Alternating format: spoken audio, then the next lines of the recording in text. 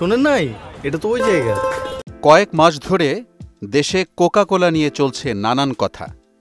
নানান কথার মধ্যে যেমনি হয়েছে আলোচনা, তেমনি সমালোচনাও কম হয়নি। আলোচনা সমালোচনার এক পর্যায়ে সোশ্যাল মিডিয়ায় বিশ্বজুড়ে বহুল জনপ্রিয় পানীয় কোকা কোলা পণ্যের বয়কটের ডাক ওঠে। নানান কথার দোলাচলে মানুষও কোকা কোলা খাওয়া কিছুটা কমিয়ে দিলে বাজারে কমে যায় কোকা কোলা বিক্রি।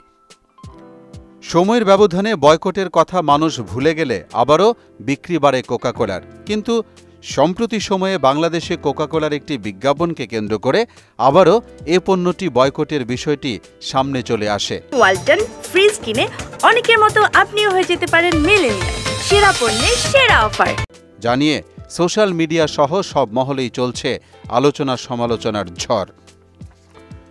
ওই বিজ্ঞাপনটিতে বলা হয় ইসরায়েলের সাথে কোকা কোলার কোনো সম্পর্ক নাই, বরং বলা হয় ওই জায়গায় কোকা কোলার কারখানা আছে।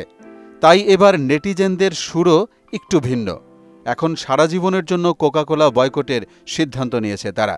সোশ্যাল মিডিয়ায় করা নেটিজেনদের বিভিন্ন মন্তব্যও অবশ্য সেরকমই ইঙ্গিত দিচ্ছে। কেন কোকা কোলা বয়কটের ডাক ওঠে?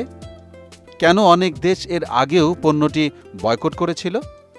কোকা কোলা ইসরায়েলের যে জায়গায় তাদের কারখানা স্থাপন করে জানা যায় সেই জায়গাটি অতীতে ফিলিস্তিনিদের ছিল, যা ইসরায়েল জোর করে কেড়ে নেয় এবং নিজেদের ব্যবসা পরিচালনা করে। অথচ বিষয়টি আন্তর্জাতিক আইনের লঙ্ঘন।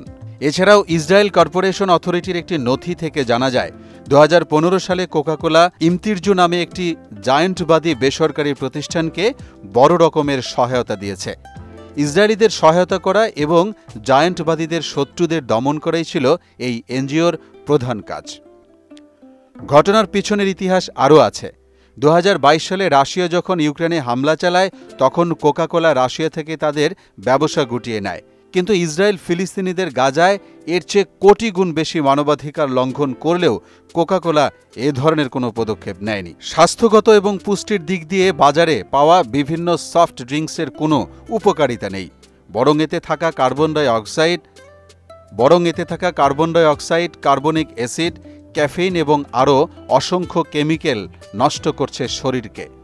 তবুও 2004 সালের একটি পরিসংখ্যান বলছে সারা বিশ্বে 150 বিলিয়ন লিটার কোকা কোলা পান করা হয়েছে, যা পানির পর সবচেয়ে বেশি খাওয়া তরল পানীয়।